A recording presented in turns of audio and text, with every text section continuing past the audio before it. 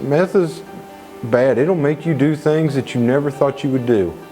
The impact that it had on my children. Sam writes me a letter and she says, "Dad, I love you so much. But Mom's going to jail next week and you're going to be in there for a while. And I don't know who I'm going to call Mom and Dad after that." That's the impact that it has on us.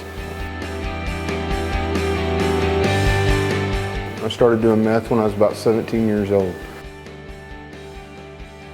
And I spent the next 20 years just getting high. Not being a father, not being a husband like I'm supposed to be. I'm in jail because, I was doing meth. I'm in jail because I was buying stolen product. I was in jail because I was stealing. I walked to the door, went to push out, and I looked at everybody and I said, "Man, I'm gonna go get this sweet deal right here." And I went up there and that's what it was. So I come back to the pod and I walk in and I'm like, "I'm going home tomorrow, guys." As I was leaving, I just told everybody, I said, "Guys, you gotta pray." And I'm living proof right now walking out this door. I got out and I was homeless.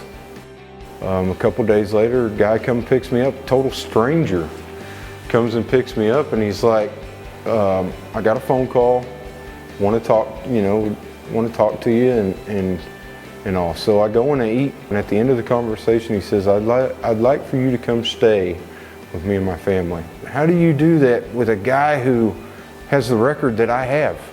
I'm just getting out of jail, covered in tattoos. I look kind of mean, and this guy, he's about 78 years old, just says, "Come stay with me and my family." God. I stayed with him for 2 weeks. And while I was there, I fabricated some stuff for him. And he really enjoyed every bit of it. This guy is my mentor now. He just comes to me like my last day staying with him.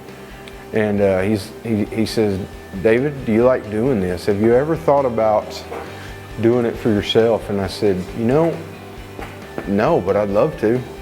And so he makes a phone call to another friend who has all this stuff just sitting in this building, not being used, not doing nothing. Calls me up and he says, "Hey, come over here." And so I meet him over here and he says, "Why don't you take all this stuff and open a shop with it? It's already got all the utilities turned on. Take it and use it and build something with it." A week later, Shelton shop opened its doors for the first time, and we just been in the flow ever since. I was a mean guy. I was a terrible guy. I harbored hate, zealous. My life every day, I should be locked up. I should be locked up like an animal, but I'm not. Before, even with my kids and my wife, it was all about me. And now it's like all about him. I love him with all my heart.